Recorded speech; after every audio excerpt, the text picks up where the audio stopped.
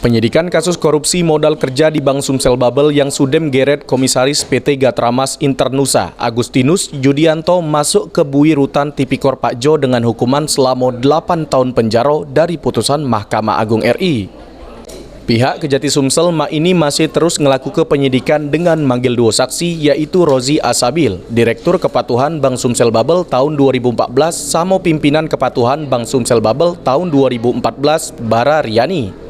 Menurut keterangan Kasih Penkum Kejati Sumsel, dari dua saksi yang dipanggil hari ini cuman sikok saksi yang hadir, Bara Riyadi, di mana untuk saksi yang diperiksa mulai dari jam 9 pagi sampai jam 4 sore, dengan 25 pertanyaan dicecer pihak penyidik ke saksi.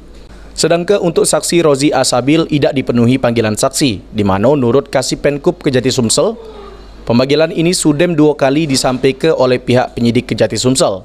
Menurut Kasih Penkum Kejati Sumsel, penyidik bakal manggil ulang lagi para saksi yang tidak hadir. Yang hadir adalah inisial BR, adalah pimpinan bagian kepatuhan Bank Sumsel Bubble, sementara untuk direktur yang tadi tidak hadir.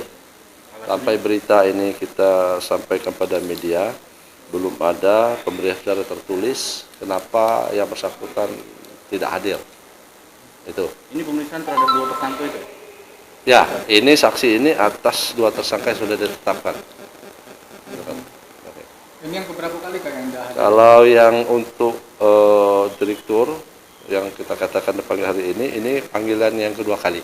Supaya kita kalau tidak datang lagi, Pak? Kita panggil kembali. Kita panggil kembali kepada yang bersangkutan. Apakah ada upaya penjemputan paksa? Karena kalau 3 kali tak dipanggil tidak hadir? Ya, kita usahakan yang 3 kali datang. Mudah-mudahan yang 3 kali ini datang. Tindakan-tindakan hukum lainnya itu kita serahkan sama penyidik saya.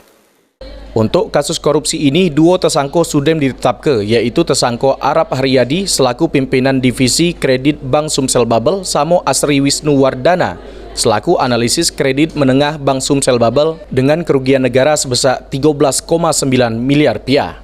Sri Febriandi, PAL TV.